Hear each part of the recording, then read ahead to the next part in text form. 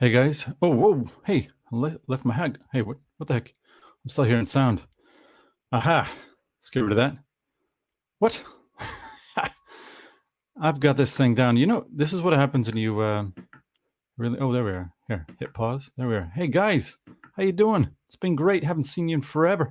Yonks, as they say in probably not Canada or America. They say it, and I learned it in Australia when I went there as a 20-year-old. I was 1990, no, 2000, right in 2000, man. That was the year I expected all the fun stuff to happen, but it turns out it wasn't 2000. Turns out that it was 2020. Hey, sup, man? Sup, Mark H. Mark H, have I seen you here before? I haven't done one of these live streams in a very long time. The name sounds familiar. How do I know you? I'm gonna get my hat. I'm supposed to have a hat on. Got to do my shill. Not that it's working that well, but let me just get my shill here. Just a second, take off the headphones. By the way, these are great headphones. I was thinking of selling them recently. You don't lead into something like that. You don't say these are great headphones. I was thinking of selling them. You should say these are great headphones. They've been my constant companions. I would never part with them. However, I'll be right back and get my hat. Just a moment.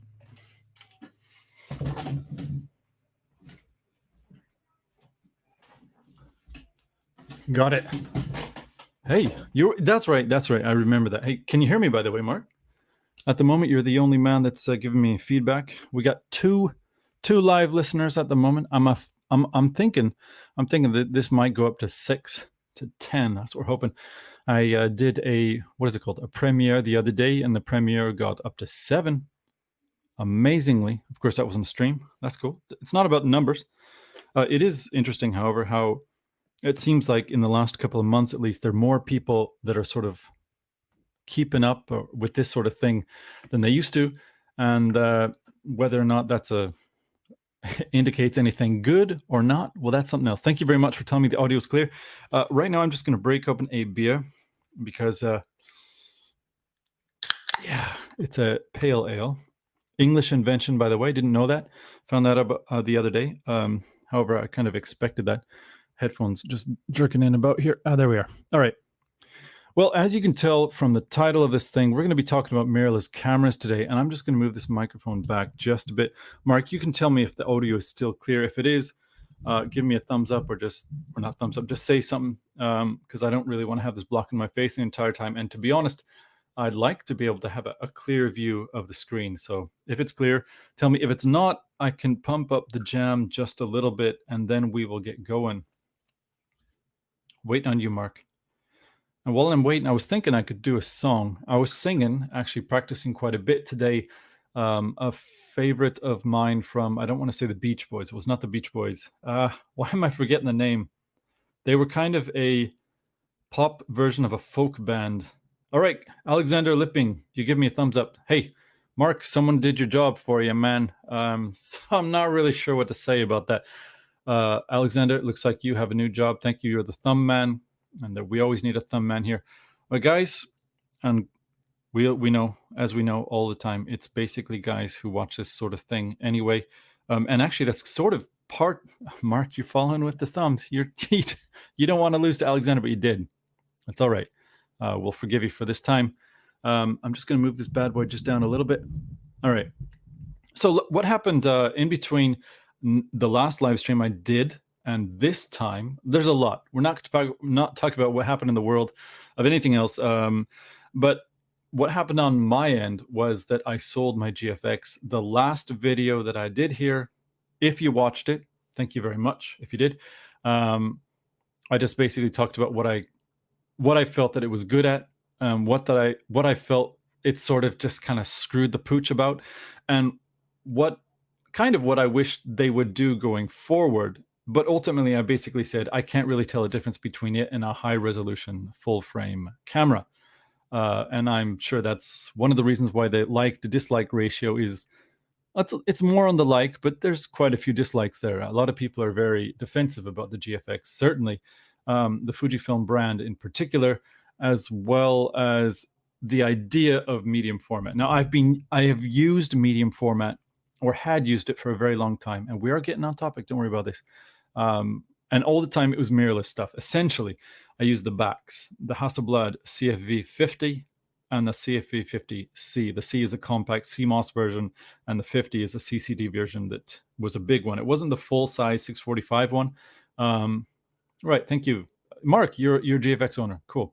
Well, I no longer am. I hope the new guy likes it. By the way, cheers, man. Cheers. GFX.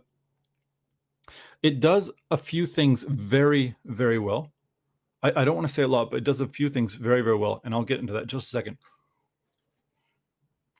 But I think it's also part of the problem, and we're going to talk about it today.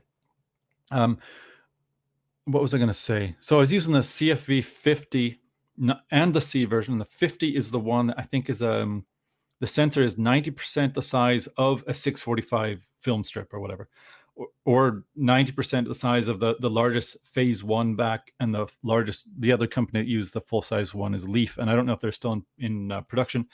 But that one being as big as it was, well, the gradations for colors were incredible. But the biggest thing, of course, the bigger sensor, bigger pixels, sharper images using the same lenses. So sharp. And the 50C, of course, is basically the same sensor as the GFX. So you get really, really good high ISO, which you will not get on the CFV regular 50. But you won't get kind of as punchy colors as you would at low ISOs with this 50, the straight 50. And the GFX, of course, as we know, well, maybe as you know, if you used medium format backs, is way quicker. One thing that really bothered me, the major reason I sort of scooted myself out of the Hasselblad back world was I would put it on, I don't have my camera here, you can see at the moment, but I put it on my bellows camera, and eventually at first I was like, it's a mirrorless essentially. You can just have everything read off the sensor, and you don't have to use an image reverse or anything like that. It does it all on the sensor, so you don't have to like look upside down like you would if you're using the old Hasselblad backs or like the Fujifilm 680 GX 680. So you wouldn't have to worry about that, or even just a ground glass. You wouldn't have to worry about that. But the Hasselblad was so slow to update, and I talked about it in the last video. Kind of. I basically said that the Fujifilm's faster than the Hasselblad in a studio like this when you're getting close to stuff. When you're not getting close, there's no problem updating. It's basically probably 30 frames per second or just thereabouts. So no problem focusing on anything or keeping up to date with something that doesn't move on the table. However, once you get beyond 1 times magnification, 2, 3, 4, once you go beyond 1, the frames per second are dropping way below 15, which I think is an absolute minimum to do macro photography. It was going down to about 5, and sometimes probably 2 to 1.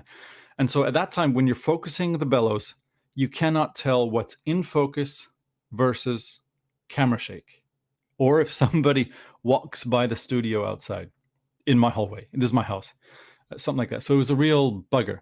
And that thing, I have a comment here from Alexander. I was wondering about selling my D800 and getting a GFX or SL2 for projects. Okay, so I used to use a D800 back right when it came out. That was the first camera I upgraded to, like from my D200 days. Now, as you know, you've used the 800, so you know what it's good for, and you probably know what it's not so great for. But I will say this, comparing RAWs back to back with the GFX and a D800, back to back in good light, same, just like flooded with 1 or 2 of these big lights here with good reflection and good diffusion, all of that flooded like that. I gotta say, there's not a huge difference even between the D800 was from 2013, right? Yep, there's more pixels, and they're sharper with the same lenses. Of course, I use it all adapted. So on bellows with a Novaflex, I'll use something from Rodenstock or Ginaron or Schneider, and any of those lenses, and even some of the Nikon ones that you'll find in M39 mount are very sharp. But with all those lenses, the GFX may be a tiny bit sharper, maybe, and you will get a tiny bit more, less noise at base ISO, maybe, and you'll get more resolution. But I printed out, one of my clients printed out a 15 megapixel image of mine that I think was taken with the Sony A7R. And he printed out around 2 meters wide. Now, obviously, you're not standing straight in front of a tube. You're not standing right there, right? So with a poster, you're standing back, and I couldn't tell the pixels, and they loved it. They thought it was great. They thought it was the best print they'd ever done for a large a wall poster or a wall mount like that. So personally, I don't think there's much difference between the GFX and the 800. However, the 800, if you've not used another camera next to it, and one thing, I wrote an article, I may eventually do like one of these video versions of it. I don't know. Some people like that. I did an article back in like 2014, perhaps, comparing the D800 to the A7R and why I switched as a studio photographer, a studio like a whatever advertising studio. What's this called? Still life studio. Why I did it. And it was because the D800's back screen was horrible and is horrible. And you couldn't get in as close. And the images, if you're focusing through the back screen, it's just rubbish. You get less detail, you get more noise, you get really slow updating speeds. When I switched the A7R, which same sensor and all that, it was smooth. It never slowed down. Of course, that was a big problem for me, like I've mentioned with the GFX, slowed down a lot. And that was one of the reasons I basically ended up eventually selling it. The D800, however, the raw files are way better than the A7R. Immediately, I noticed it. It was night and day. When I moved to the A7R, the raw was a real problem. And it was the first time I'd ever used a camera that people loved on the forums that in my professional life actually caused me problems. So for a while, I was using the D800 instead of the A7R for the expensive shots that I was doing. Some of my shots at the time, I'll try to give you an example. I don't know. I was at the moment at that time I was starting to make more money than I ever thought I would make in my life. Cheap shoots, I would, you do a cheap magazine shoot, you get like say $50 an image. And expensive shoots, I was getting, there were a couple of images was paying, a single image over $1,000. And so a single image like that, I don't know if that's a lot or little. For me, I was enjoying it. Some of my photographer friends said they were getting more than that. Most didn't. So that was great. But when it came to the ones that had to be printed out at the best quality, absolutely the D800. But I'm going back through the files and I'm not seeing a big difference between the GFX and the D800. And that brings me to another video I did, which was when I rented the EOS R. I don't know why I'm pointing this way. But I rented the EOS R last year 2 or 3 times actually, because it so impressed me. That little swivel screen and how well it updated even in the sort of not dark studio, but once you went beyond magnification of 1 to 2 or 3, it was still updating quick. I was very impressed with that. It basically kept up with the SL, which was good, not perfect. But I decided to compare back to back the 35mm mode. I know that's not fair on the GFX versus the 35mm mode on the EOS R. And everyone knows EOS R is using that old sensor from the 5D4 that people are like, it's not that great. Well, check out the video. It's somewhere in my feed. I can't tell the difference between the images. I didn't print them out at that time. I have printed out comparisons before and I don't see a difference, but I don't know, man. I just don't know. The GFX is great, but maybe not necessary anymore. Now, let's see here. That was kind of my long question or answer to you, Alexander Lipling. Mark H, I personally prefer the GFX with a 110 is an amazing combo. I imagine it is. Some of those lenses, this is one of the things. The GFX, they've built out extremely quickly, certainly more than a Hasselblad X1D has. So you got lenses that they don't cover everything. However, for a medium format system, they're very close to covering most of what you would need for a medium format system.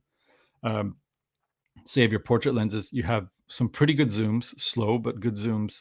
You have a high quality regular, the 63 lens, and I think the 45 as well. You have some good choices in all of the sort of focal lengths that you want My problems with the GFX are essentially mechanical. It's too slow for it's too slow for still life high magnification photography, which is amazing. It's too slow for that. And the lenses, I don't like the way they feel. I don't like how any Fujifilm lens feels, and that is except for the ones on like their GX680. They don't focus themselves. You use the bellows, and the bellows are very well constructed. They're supple, no problem with that. Should I have a mask on, by the way? Probably should have a mask on. Don't want to give you guys. Doesn't work with headphones. All right. The With the bellows, the GX680 was super duper smooth. In fact, if you have a good fitting bellows, probably for the focusing element, almost as good, as long as it's not. If you're doing extension, the bellows actually have an extension like you have on a train track. And once you hit that extension rivet or whatever, then it jumps, and that's a problem with the GX680. But if you don't hit that, the bellows or the focusing element on the GX680 is basically as good as a Novaflex Ball Pro TS, which I consider to be my benchmark in terms of smooth focusing quality. So that's very good. Anyway, Mark H, wide open outside non-studio, there's a clear difference. A wide open, yeah. You know what? Those GFX lenses wide open, they're very, very good. Now, where I sort of have to mention my take on this is that I have never used native lenses for any of these cameras really for anything except for family photography, as well as when I was doing sport when I used to work at a studio about 20 kilometers south of here. So I've never had to worry. By the way, is audio coming through in both channels, left and right? I should probably ask that because I don't want you guys to suddenly get something just from the left or from the right. That's a real bugger. Please tell me if it is. I actually don't know how to fix that if it isn't coming through both channels. But I should ask anyway. It's just a nice thing to do. And while you're maybe going to give me a thumbs up or thumbs down, I will just continue here. So my experience with the D800, with the A7R, with the GFX, with the CFV 50 and the 50C is all using the same adapted lenses or using the Fujifilm GX680 lenses. Okay, stereo, great. Thank you, Mark. Which means I'm not comparing the GFX with what 110 or macro 120 5.6 or f4 to a Nikon equivalent. I'm comparing the Nikon on the one of the very best macro lenses that exists. It's a Schneider 120 5.6, or I'm using some enlargement lenses, all of which I have found are better than any lens that you find that's called a macro lens for Nikon or Canon or anyone else like that. So with the very best lenses that are absolutely sharp enough for everybody, I honestly don't see a benefit to the GFX over some sort of good high quality, basically from D800 generation on full frame camera. Again, that said, the A7R's raw files are very poor in comparison, certainly to the D800. So there's that. Now that is me answering just stuff that's come up in the chat. What I want to talk about today is actually a little bit more topical, and in some ways less topical. And that is basically, okay, so let me just show you what I replaced the GFX with. And this is perhaps for some of you guys, it could be a retrograde decision. I don't know. And I'll tell you why I went with this camera first before I get onto, let's get my tennis elbow still. By the way, it takes about half a year to fix, so I'm not going to be doing any carpentry stuff for a little while. It's a real shame. But it's a Canon 5D Mark IV. And I'll tell you why I basically decided on this camera. I also, after owning the 80D for just a little while, just for videos on this channel, like the flip out screen, I got a very good deal on it, and I was just immediately amazed by how good, not the output in terms of sharpness was, but the color as well as the autofocus for video was. But once I tried the 80D, I think that's what it's called, I was immediately impressed, especially coming from Fujifilm, by the quality of the menus. If I didn't know what a thing did, I hit the info button and it told me what it meant. I was like, wait a second. I don't have to go to the menu or the manual. I don't have to go to the manual. I don't have to go to internet. It tells me what it does. And sometimes the language wasn't perfectly clear, but it was clear enough and well written enough in English. I didn't do it in Japanese, for me to understand what it was that the camera was doing in that menu setting. And the menus were quick to navigate. The image quality output was not as good as the X-T3 or the XH1 in either video, or definitely not in video. And in stills, I did do 2 assignments with it, one magazine shoot about halfway through, or halfway, like say 100 images, as well as one live event. And I did find next to the XH1 and the XT3 for sure, the noise at high SOs was probably not double, probably like an extra third, which was troublesome. And the autofocus, coming from what I used to use, which was a D800, the autofocus was completely retrograde. The D800 basically, I still consider the D800 to be sort of a benchmark. So the 5D Mark IV, I don't have back to back with the D800, but I do remember how well that thing just responded in photo mode. Obviously, video mode is just a mess. But in photo mode, I could walk forward or back with the zoom lens and just keep my finger on the shutter as well as the focusing trigger or the back button. I used back button with that. And then I could use a 3D tracking and it would just nail it. Just even with older lenses, it would just nail it. And the X-T3, which is a camera newer by 6 years or 5 years, is not there yet. And I assume that the X-T4 is not there yet either. I still have the X-T3. I'm still in the Fujifilm world, and who knows what the future holds. But the 5D Mark IV, after I borrowed it, I found that the focus, the overall camera was more complicated than the 80D. But the sensor that I was told was horrible because it's like a stop less or half a stop less on everyone else's full frame, and it was more noisy and they're banding. The image quality for live stuff, or like for studio stuff, still life stuff, compared to GFX in 35 mode, I can't tell the difference. I cannot tell the difference at 400%, going for noise, going for anything. I cannot tell the difference. And the focus in video, the focus is better than X-T3 by far. No comparison. If I'm using STM lenses, it's like, how are Fujifilm? I'm comparing a camera from 2018 to a camera from 2016. Fine, there's not a lot of difference there, but it seems like I'm comparing a camera from like 5 or 6 years in the future when I'm using the camera from 2 years in the past for focus on video.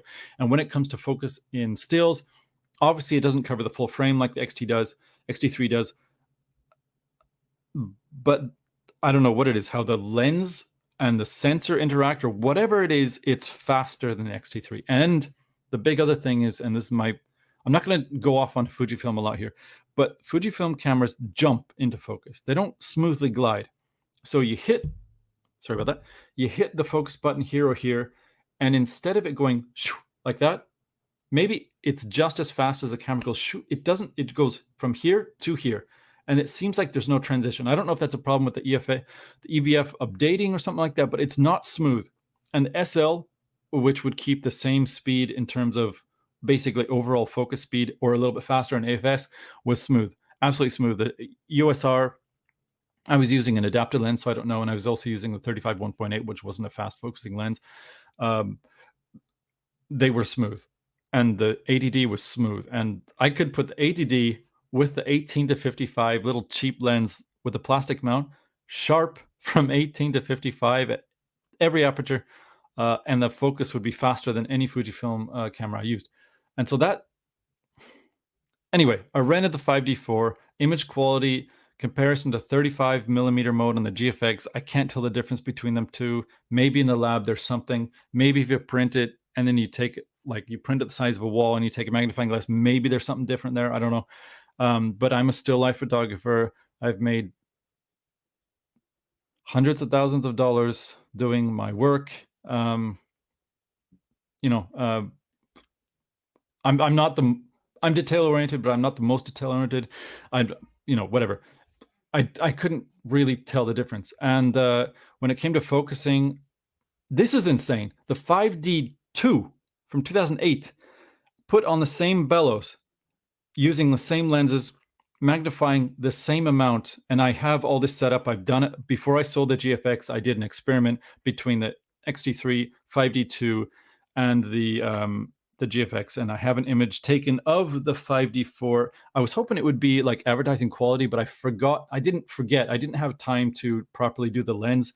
So the reflective front element, which usually I will shoot separately with either some sort of light wand, or I will use a separate a light, like one of these big lights, and go through a separate reflection system and take that separately. I didn't have time to composit that with each of the cameras, so the front element looks horrible for the photograph, unfortunately. But I will be doing a comparison between X-T3, 5D2, and GFX in its full resolution, comparing them at 50 megapixels and comparing it downsampled. I think 16 is probably fair.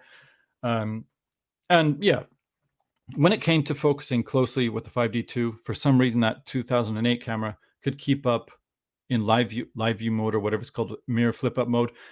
It would give me a smoother focusing experience than the GFX. In fact, and this is kind of insane, it would give me a smoother focusing mode than the X-T3 did. And the X-T3 I generally consider pretty smart and pretty clever and pretty able to keep up with something like macro photography. And maybe macro photography doesn't sound like a big thing. It's like, come on, man, you just put it on a tripod, you put on your macro lens, and you just focus. Well, like I said, I'm using bellows. They're all medium format lenses, some of them larger format lenses. So the fastest one is f4. No, I do have an f2.8. Sorry about that. But when it's on the bellows, and once you're going beyond 1 anyway, you basically magnify that or multiply that. I don't know if it's by 2 or what. There's some sort of mathematical formula, and basically you're gonna, by the time you're really in close, you're basically shooting at f11 or f16. So with the GFX, it was just impossible to keep up with it. The 5D2, for some reason, it's basically in the dark or in low light is able to return a smoother live view experience than the X-T3 did. And so that is a very big thing for me. Anyway, there's a couple of things in the chat before we get back onto hopefully onto topic here. Mark, I have the 4-grit camera. Yes, it is. I have the X Pro 3, and focusing much better on the D800. So I think that's you saying that the D800 has better focusing system, but I could be reading that wrong. If the X Pro 3 is better, cool. I like the Q2's AF system much more than Fujifilm's. Yeah, I mean, Leica keep things very simple, and I'm not sure that's something I don't want to make this into like a. No one wants me to do like a 2-hour live stream, but I could very easily get into that if we were to talk about sort of complications, and that's one thing. If I'm understanding you correctly, Alexander, one thing that sort of buggered me about the Fujifilm, and I think this is sort of, I've basically faulted reviewers, not myself here. I will fault myself later on once we get to the topic. But reviewers in general, when the Fujifilm came out, I think that people were giving it a pass on a million things, basically because it wasn't Canon, it wasn't Nikon, and people were upset at those two brands for some reason. They wanted to get out. And this is related to what I'm going to be talking about later. I think there's this is going way ahead in the video where I want to be, but there's this gear churning mentality in the mirrorless world that didn't exist in the DSLR world. It is insane. And I think this is one of the big faults of the mirrorless world. It's that, I mean, maybe it's a technological thing. I don't know what it is, but there's this, things are fast moving in the mirrorless world in a way that they're not in the DSLR world. And part of that, Sony and Fujifilm have a different way of approaching how you introduce those complications.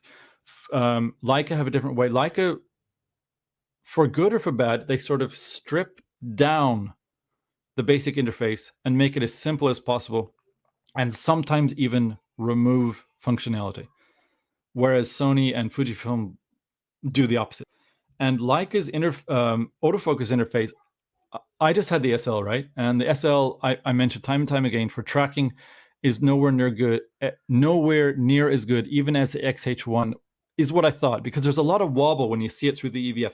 But when I was following focus, as long as it wasn't complicated, it didn't look like I was getting things in focus. But when I looked later on in the computer, if it was a simple thing, someone coming toward the camera or away from it, the SL, for some reason, returned as good or better results than the XH1. I'm sure the XT3 would be better. I don't know. But when it came to complicated, my daughter's running outside.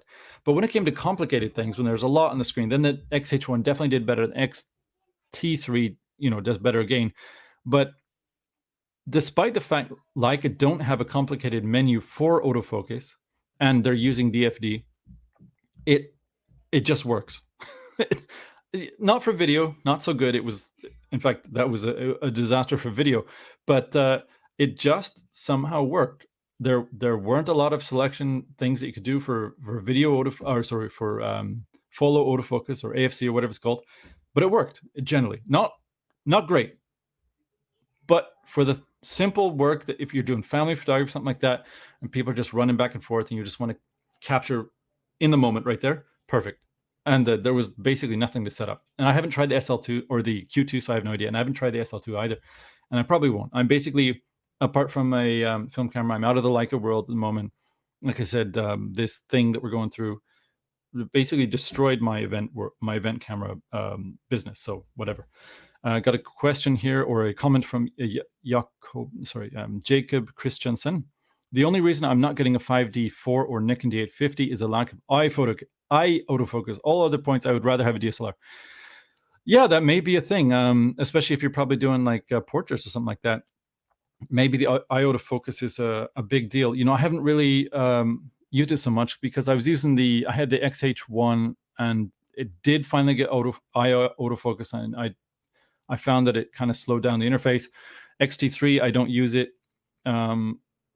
So I've only used face here and there, but I've found, and I could be misreading this, but if I use the AI focus with the 5D4 on a non-moving subject and then let it like do the full selection here and then the center point, it will go to the face even through the OVF. So either the PDAF through the OVF somehow has face focus on the 5D4. I have no idea. It does through live view for sure, and it's a very good focus for faces. But it looks like from just cursory use of it with the AI focus in AFC or servo focus, service, whatever it's called, servo in Canon, I think, using that, it goes to the face 50 to 75% of the time. So maybe there's something in there, some sort of AI. I have no idea. Anyway, I've been extremely, extremely impressed with the 5D4. Now, I want to get into the meat of this bad boy, and that is this. What's the name of this thing? This stream, by the way. Mirrorless is the future, and that is the problem, or something like that. We all know the DSLR is basically on its last. It's not on its last legs because the DSLR isn't decrepit. There's nothing wrong with it. It's just that maybe the market is moving on. And by the market, what I mean is you and me. The people that are buying cameras are no longer buying. The compacts are no longer, I don't think they're buying. I do see them around.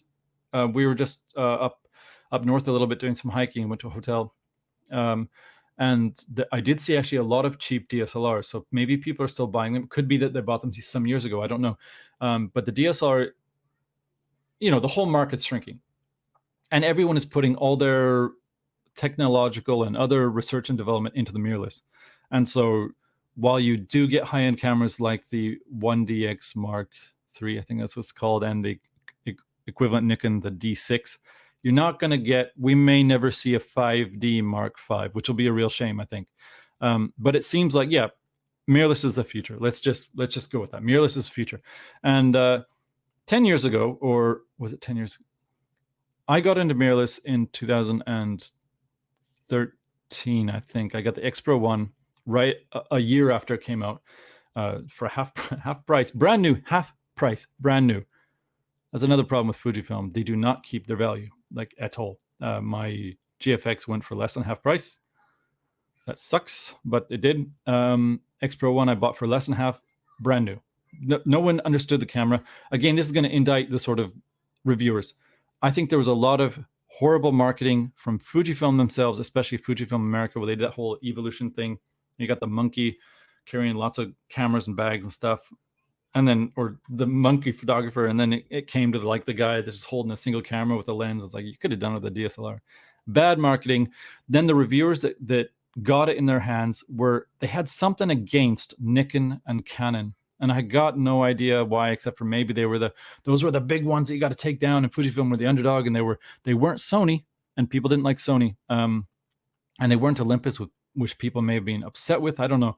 But anyway, there was a lot of bad marketing.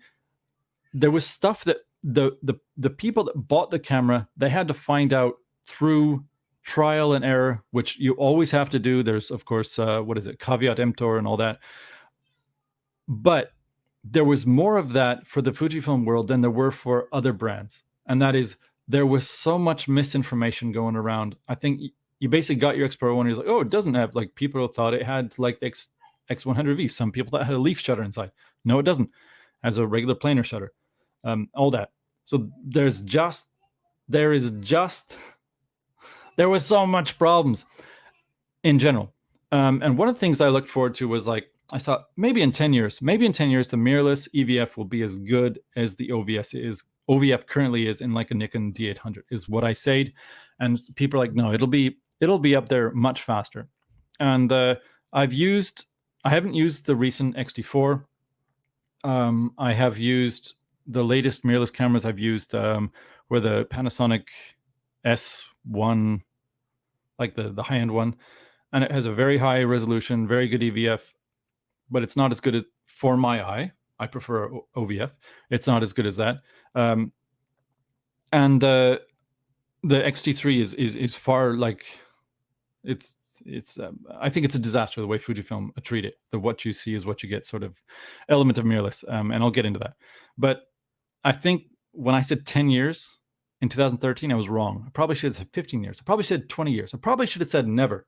I'm picking up a 5D4, and people are like, don't you hate the blackout of those DSLRs? It's like, the blackout, what are you talking about? You know, when the shutter goes up and down, and, you know, you can get a full smooth, endless readout if you use the live view or whatever it's called.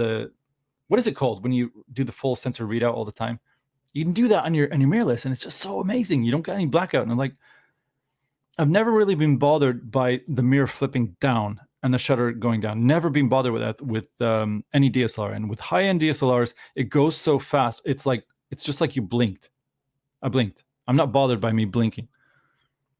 I've never been bothered by blinking. I've never wanted to, like, go into a car wash or go into an optometrist and be like, can you install into my eyes, like, 100% all the time, sort of not lactating, but like lubrication tubes, so I don't have to blink?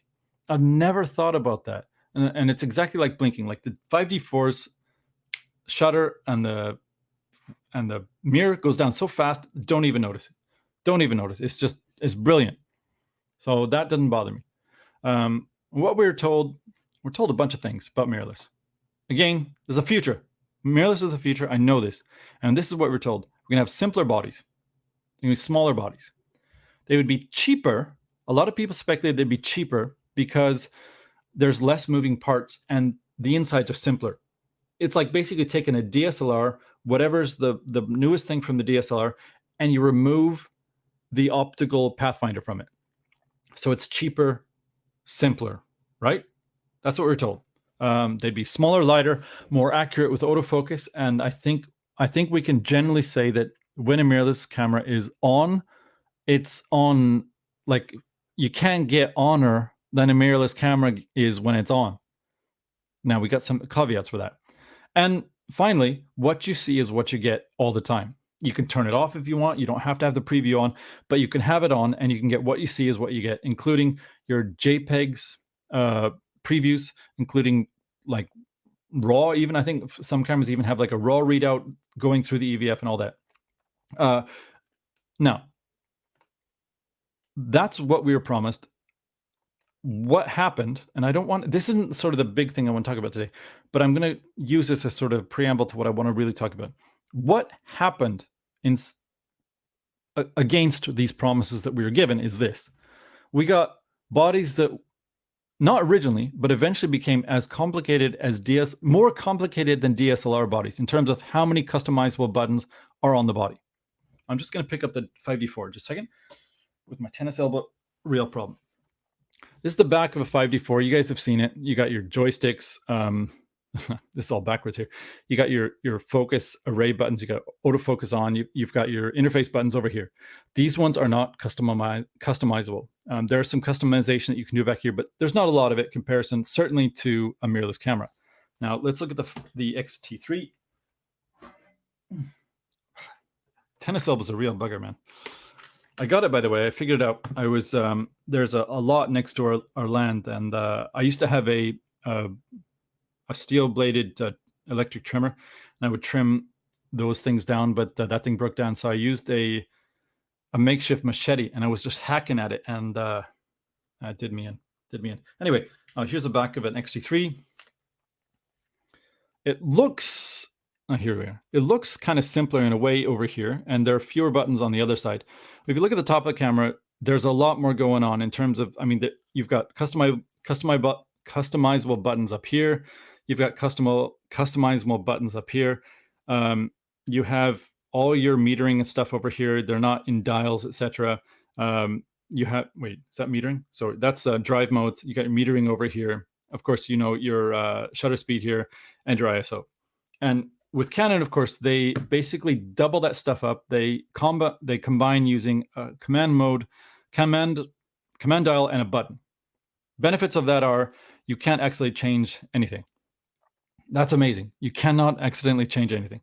With the X series, of course, as you know, you got to lock things down. Otherwise, you'll change. However, that only works for ISO, lock here, and shutter speed. Everything else can. There may be a menu item for it. Listen, I don't really care because when it comes down to it, I'm a simple user. And if it's not simply available, I'm not going to go through 300 pages. I've used Fujifilm for 8 years. I should know how they work. If I don't figure it out by then, it's not really a worthwhile element. But these dials here always switch by themselves, and it's very hard to move them if you got gloves. Yes, I know you're like, oh no, Nathan's talking about gloves again. You did that 45-minute video. That was too long. That video was way too long. I apologize for that. But these things change all the time by themselves. And part of this is the problem that you have a lot of customizability in a tiny body. The other problem is this body is so small. I've had to buy a grip extension here. If you take it off, the camera is tiny. And you know this. One of the reasons us big, buff, strong guys got into mirrorless camera world is because we want to be able to take the camera with us all the time. I think there's one kind of difference, I think in general, between male enthusiasts and female enthusiasts as well as photographers. For some reason, men are more gear-oriented. The girls will use their cameras for 5 years, 6 years, 7 years. If it breaks, they'll move on. Now, if they're an influencer, like, I can't remember her name. She's on YouTube. She's really popular. Tati and the other one. There's more than two, but they're influencers. They're good, really good photographers. They move with the gear a lot more than a regular female photographer. But guys, for some reason, we change our gear a lot. And because of that, you know, listen, I don't know why we do it necessarily, and we're physically stronger and all that, but for some reason we gravitated to these tiny little bodies, and we're like, you know, we want to be able to carry a camera wherever we go all the time. Fine. But I used to think the same thing when I had a DSLR, and I never had it was heavy. You had to think about it. What lens am I going to take? You know, all that. But at the same time, the big benefit of having a DSLR, especially early on, was, yes, it's bigger. It's definitely bigger. It's definitely heavier. I think this body is like 900 grams, and then this body here is like 580 or something like that. Maybe not even that. Maybe like 560. But it's extremely uncomfortable to hold in the hand. Yes, you can put your hand under the camera. Yeah, we know that. It's extremely hard to hold. It's too cramped. Because it's too cramped, I need to add this. At a minimum, I have to have this. And this is still probably not quite big enough for me. And I don't have massive hands, normal hands. The other thing is battery. As you all know, Fujifilm battery has been, until the X-T4, awful. And a lot of camera brands, especially anyone that's not Sony and now Canon, are doing very good, have had horrible battery life with their mirrorless cameras, which means you got to take batteries. And so this is an old argument. Yes, I know if fine, he's going to bring up the whole, you add your batteries, you add your grip, and you get basically the same. Yes, that's exactly what I'm going to say. The difference between this camera when I'm taking 2 batteries and an extra grip versus a 5D4 is 100 grams or less, but it's smaller. All right, and this lens is, well, I have the 2.8. This is a f2.8, but it's the size of an f4. So if I had the f4 on the 5D4, it would basically be splitting hairs on terms of which is the bigger or the lighter system. They're very similar. Next thing, that's complicated bodies with more buttons than a DSLR, and they're harder to hold. Fine, you can choose. You can think of that whatever you want. I don't really want to get into that at the moment.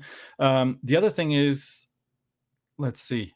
And this is kind of weird. One of the things we were promised, and a lot of the people that were speculating about what the mirrorless market would become like, is that mirrorless bodies would be able to be less expensive because there are fewer moving parts.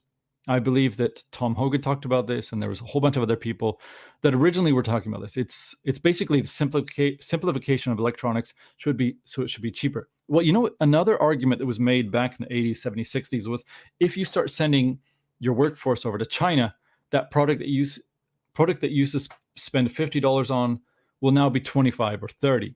Turns out the same product ended up just being made cheaper, and if it was cheaper, it was cheaper to make, but the product that came back that no longer was made by people in your country, either your nationals or your immigrants or whatever, in a factory that people in your country owned and that employed people around you, it was done by foreigners, and if it cost less, it was like $5 less. And this is what's happened with mirrorless. It's simpler. It's a sensor. There's a shutter mechanism. There's a little bit of electronics that goes up to an EVF, which are simpler than those complicated prisms.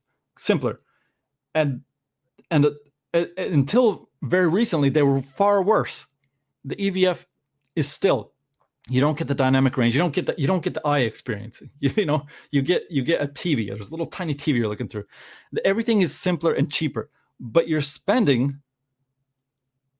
not spending less.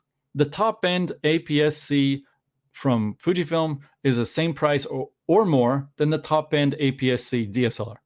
Same price. And the only difference is once you get in the full frame room, the top end full frame mirrorless are less expensive than the top end full frame like sports bodies. But those sports bodies are different type. They're bigger, they're more robust. They're going to take more of a beating. They probably have better quality shutters. I think that the EOS R5, it's probably almost on par in terms of some build things and like the 1DX. But who knows? Basically, we are paying more for less. It just always happens. It always happens. Don't want to get on the whole capitalist thing, but it always happens. And so it's basically like the market left our country, went to a foreign country. We're thinking we're going to get some like big benefit in price. Came back and we're getting no benefit in price. Same price or more expensive. XT4 here in Japan debuted. I live in Japan, by the way. Debuted around $2,000. I think in the States it was a little bit cheaper. No Nikon APS-C ever debuted that high. And as far as I know, I was not a Canon guy until very, very recently. As far as I know, no Canon DSLR ever debuted that price. That was an APS-C. So more expensive. That's a promise broken as far as I'm concerned. Whoa. Hey, what's going on? I turned off the screen accidentally. Sorry about that, guys. Sorry about that. I think I got excited and I moved the mouse down to the hot corner, which turns off the screen. Yeah, so it's just a lie. That was a lie. We're not getting anything cheaper. We got something smaller as long as you're not using a grip. We got something lighter as long as you're not using a grip and extra batteries. Autofocus, here's benefit. Now, I mean, we see this absolutely with the Sony A9 and even the A7 III. A7 III blew my brain. I went to CP Plus with my good mate Genki, who took a video the next year of the Panasonic that you saw on my channel that like 3,000 people watched. Thank you very much, by the way. Yeah, it blew me away. That thing, I would listen. It's gonna beat the D800 or D850 in a couple of areas, and it's gonna be it's not going to be as good in a couple more areas. But that was the first mirrorless where I was like, okay, now we have something that can really put a top-end DSLR on the rocks or on the chains or the ropes or whatever it's called. And yeah, totally blew me away. And then the A9, of course, outdid that. So we basically have, at the moment, I'm not sure if tracking is absolutely equal between a good OVF or even like high-end. Like from what I understand, the 1DX Mark III in live view does basically as good as an A9 II, but A9 II might be a little bit better. But we're basically right neck and neck there. And the A9 is less expensive. Of course, you buy an extra battery grip, and it's not as robust, and its grip is crap if you got gloves on and all this. Like, it's not an equivalent to 1DX. If Sony were going to make an equivalent to 1DX, it would be as expensive and probably almost as large, because you need a large body that's robust and easy to use in any orientation, and that will just work in all sorts of temperatures, etc. You need it to be large, and that won't happen with mirrorless, or with Sony for sure. They've improved things quite a bit, but it's different. Anyway, my next point here is, and this is sort of the last here at the moment. Well, I guess on autofocus, I just do want to say one thing about X-T3. The mirrorless camera I was using before that and after that, and was my main sort of studio photography camera for magazines and for still life in general, unless I needed a really high resolution print, was the SL, Leica SL. And the Leica SL in AFS was faster and smoother. Just no comparison. Like I said, the X-T3 jumps without any sort of smooth transition. It's jarring to the eye. Again, this is just a Fujifilm problem. Doesn't seem to be the same problem with the EOS R. Doesn't seem the problem with the A7. But when it went to AFC, the X-T3 just trampled on the SL completely. Not in every situation. Like I said, there's the weird kind of jumpiness that you see in the EVF from the SL while something is moving. You think it's not in focus, and later on you find that it's perfectly in focus. However, when things get complicated, X-T3 is, I would say the X-T3 is roughly, I don't think it's as good as the D800 for autofocus for tracking things. When I remember doing basketball games, yes, I did basketball games at 5 frames per second with the D800. It's the camera I had back when I did it. And it was slower for sure. It could only do 5 frames per second, but those 5 frames per second were on point. With the X-T3, does a lot more frames per second, and when it's on, it's great. And when it's off, it's quite off.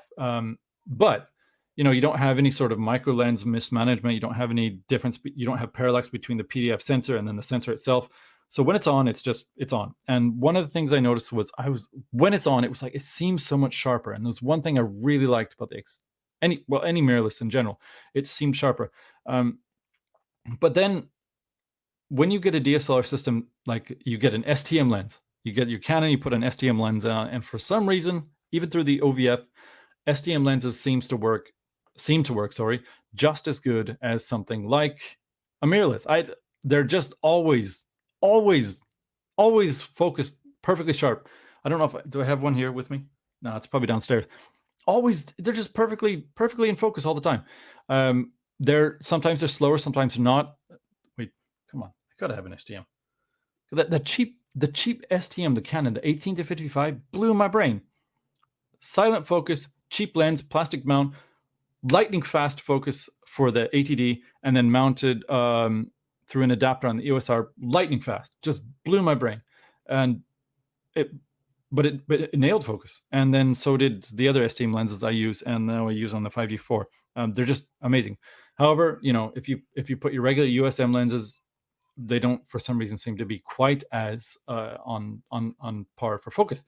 So there's that benefit, I think, for mirrorless, and that's only going to get better. But I think we're going to be that's my perspective on mirrorless at the moment. Now there's one or two comments here. Let's see here. It's still from Jacob Christensen. That would be great. Coming from the A7, Sony A7 just sold it, and it's hard to give that up. A7, if you have a 3, that's an incredible camera in terms of capability. Just hard to hold. I borrowed an XT3 from a friend for a trip last week, and somehow the EVF felt worse than my old A7. Oh, you had the 3. Okay. Perhaps I have become accustomed to the OVF from using my film cameras.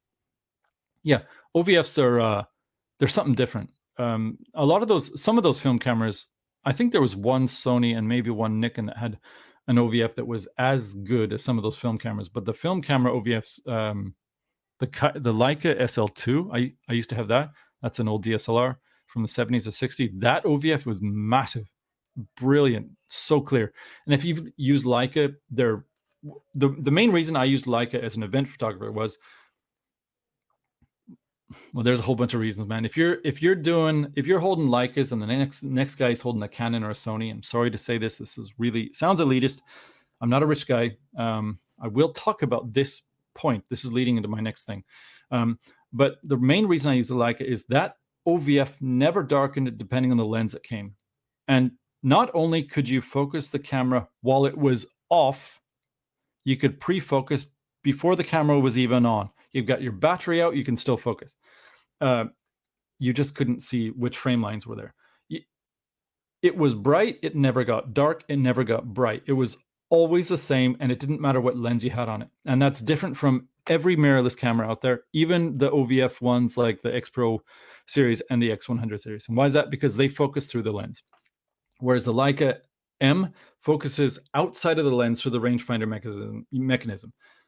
So you could put your hand in front of the lens and still focus, and you cannot do that with any other camera. And one reason, if you're the person next to you is some millionaire CEO, a lot of those guys are. Listen, people come to money in a lot of different ways. There's some honest, and there's a lot of dishonesty. There's a lot of honesty, but some of those people are just real cool people.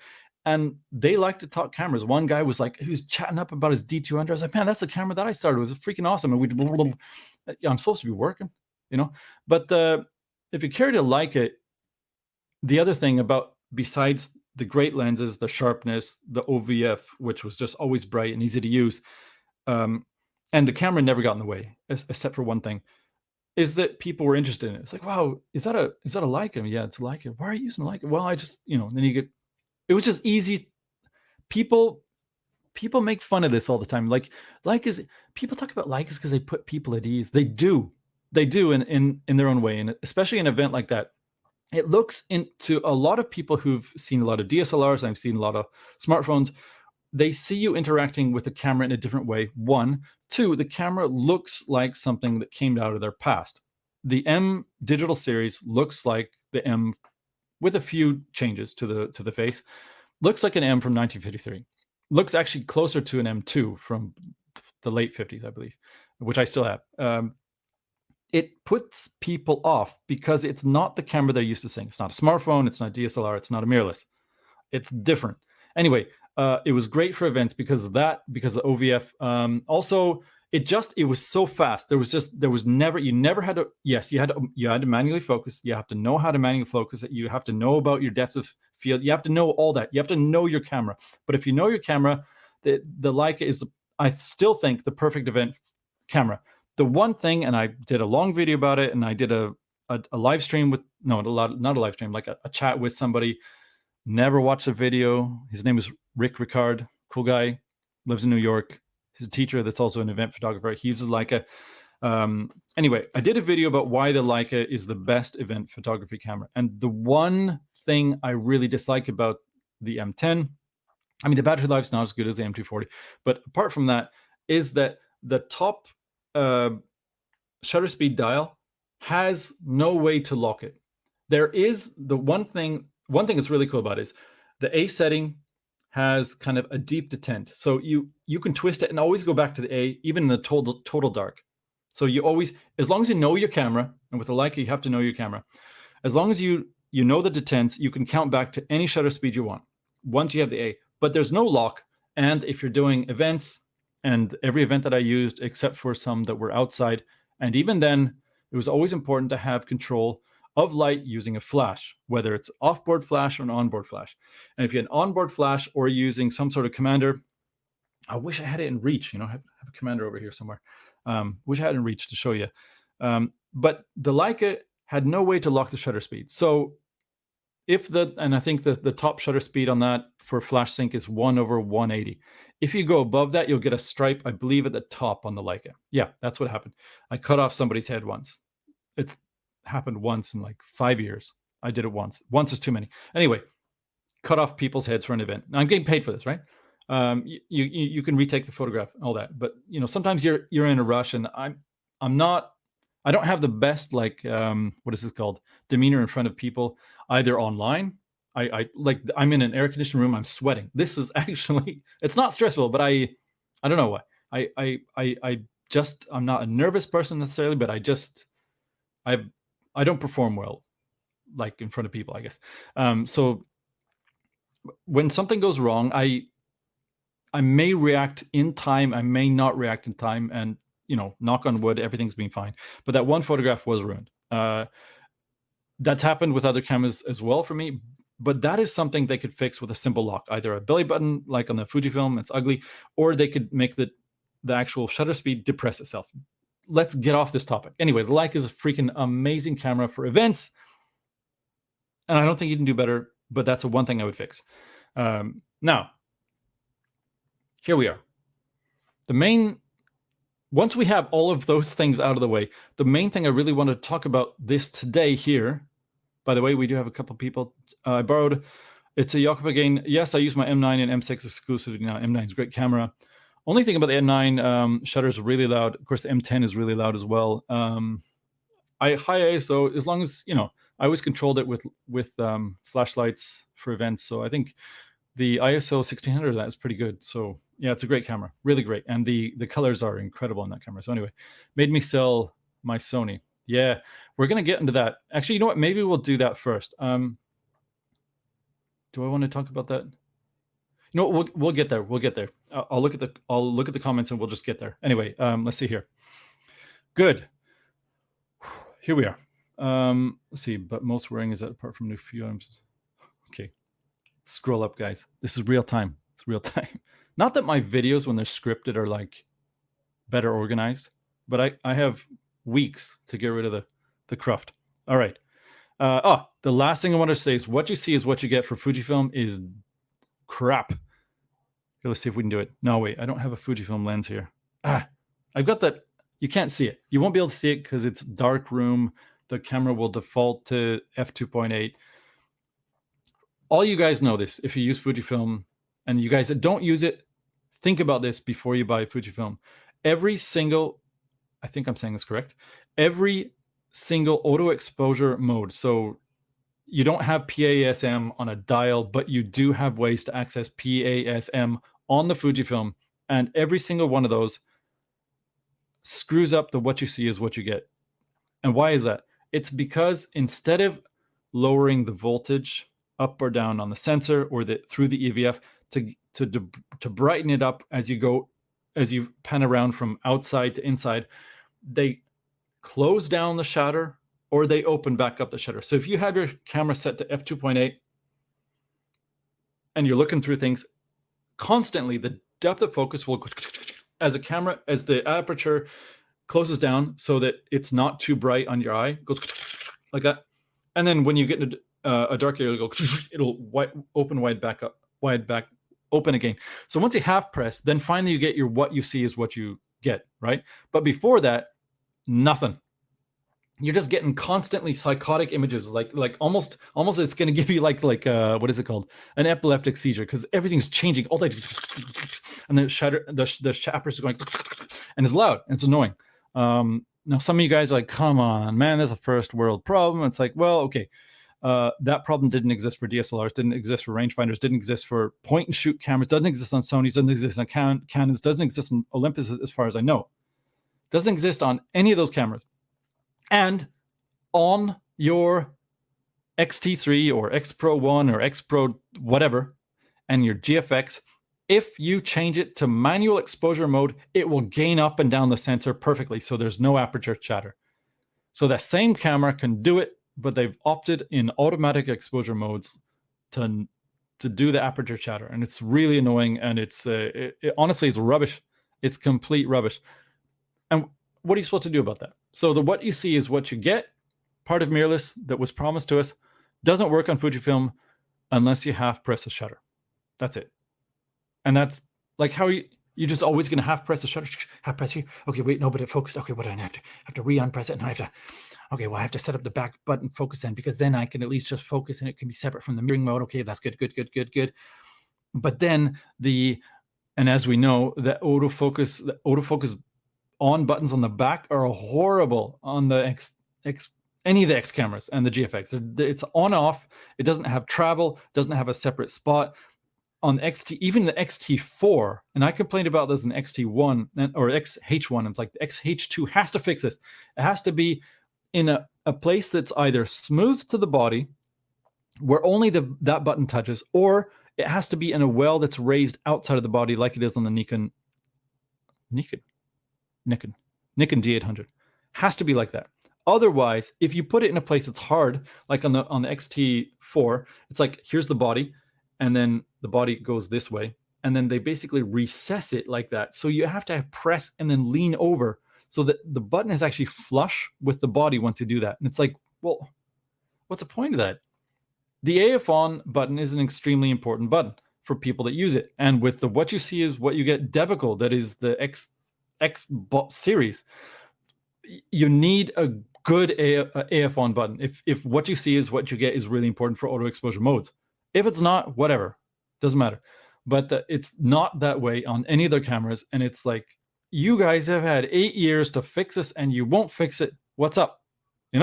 So Fujifilm, forget that. Doesn't work. Now that we have that out of the way, we've covered the autofocus. I would like to talk about the main thing. Well, that was preamble to get into. Listen, we're not going to go forever, but this is what I want to talk about. And I'm not going to. Okay, I got to say this before I get into this. I'm not a capitalist, so I go through a capitalist phase. I don't want to talk about politics, all that, but I'm not a capitalist. And you probably noticed when I talked about moving the factories over to China or whatever, you get the same product, sometimes lesser quality, always employed by the people. Like, you want to employ your neighbor rather than someone across the country. You want to, hey, I did find my trigger, by the way. If you're using that and you got a shutter here, you can, it'll get in the way. Anyway, I had some problems with that. You want to employ your neighbor rather than someone across the country. You want to employ someone across the country rather than someone across the world. If you're thinking of the people in your country, either nationally, in a nationalistic way, or just sort of like civically, because they live with you and you want to better your GDP or whatever, you always want to treat people in your country as good as possible. And removing their ability to work is not it. And if you're going to remove their ability to work and then force them to become office workers, just doing this all day long, and they used to be able to make stuff and they can't do that anymore. They got like baby fingers. They don't have like man hands anymore. If you can do that, at the very least, return to them the product they would have bought that was built in their country for cheaper. If you, the capitalist company, are making something abroad for cheaper and selling it for the same price back to the people that used to make it, you're doing something wrong. Totally wrong. Wrong, like morally wrong is bad. All right. So anyway, that's my stance on this sort of thing. You can agree or disagree, and that's fine. Don't want to go there, but that does have to preamble what I'm about to say. And that is this: with the mirrorless revolution. Two things first. I'll start with this, and I did sort of talk about this earlier. I've noticed one thing with female photographers. I don't know what it is. Men are bigger, we're stronger, whatever, but we're more gearheads. And so this mirrorless revolution would give us lighter, smaller cameras that you'd think a girl would like to carry. And girls do, some do, but it's all the guys. Even these big buff guys are like, I got 10, I'm complaining about my tennis elbow. Like, my tennis elbow, I can't hold my DSLR anymore. It's too heavy.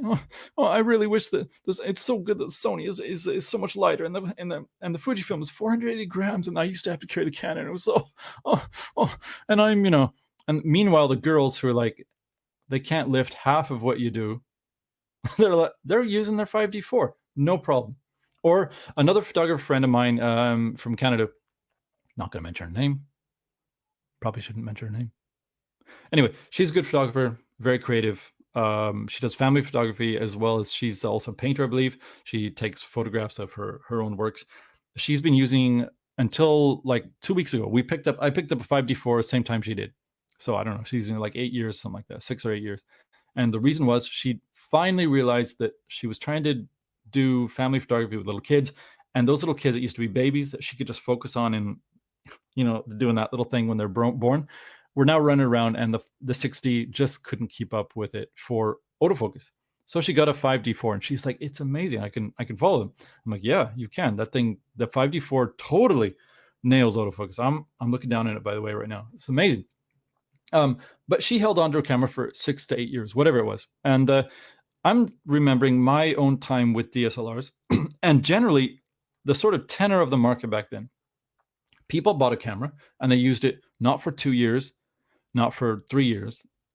Now there's always the gearheads, there are always the people who are going to turn the gear, but they would use it for a very long time. And they would use it either till it broke or till they really needed to replace it because there was something better. Like they really needed, fine, maybe they don't need I don't know, joystick. There's something, but they held onto their cameras longer, they used them longer. It became a tool that they were more comfortable with, yada yada yada. Mirrorless comes along, and the rate of improvement is incredible. Over, like, if you look at like the X Pro 1 to X Pro 2, the rate of improvement between those two cameras is insane. It's about the rate that I would look at like a Canon 5D2 to 5D4, but that between those two, what was it, 2008 to 2016? That's 8 years. Whereas the X Pro 1 and 2 was 4 years or 3 years. The difference between those two is massive, absolutely massive. So I mean, that's just brilliant. However, it has to be, and that is because the state of mirrorless cameras back in when I got into, like I said, 2013, which is something like 4 years into it already, they were sluggish. And when I got the A7R, it was sluggish, and the raw files were horrible, and the buttons were horrible.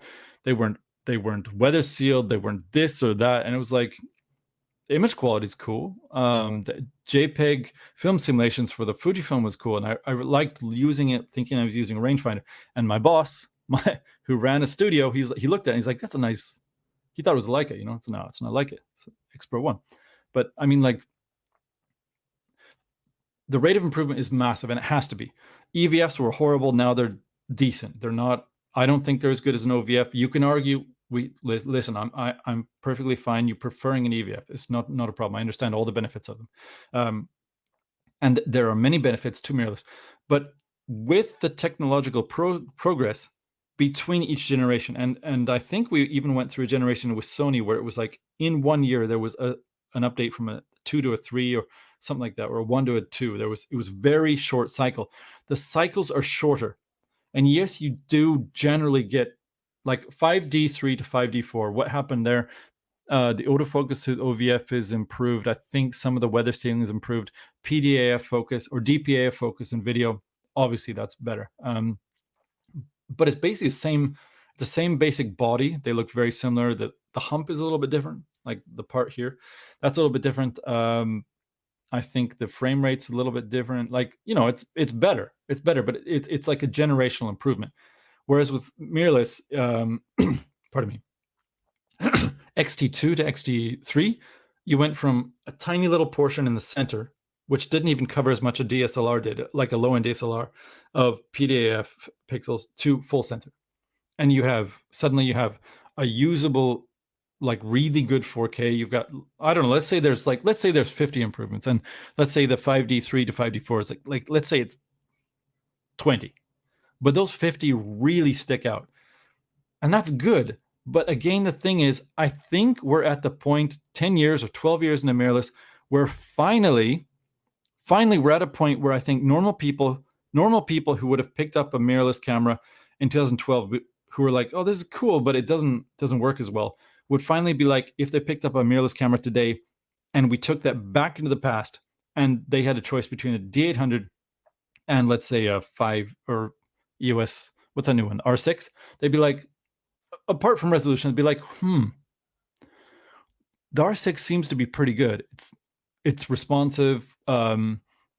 it has 2 cards, like they'd be like, it feels like an item that's on parity, whereas the mirrorless back then were not. But people bought them, and they bought them and bought them and bought them. If you follow Fuji rumors or Sony rumors or Sony Alpha rumors, you follow Canon rumors, there are gear churners like you wouldn't believe. And I think the gear churners are madder about churning their gear in the mirrorless world than they were in the DSLR world. I shouldn't say I think. I think it's obvious they are. I churned gear. I was using it professionally, so it paid for itself. But at the same time, I could have kept, apart from the live view focusing for stills on the D800 being horrible. I mean, that's why I switched to A7R. Of course, the image quality wasn't as good. RAWs were just horrible.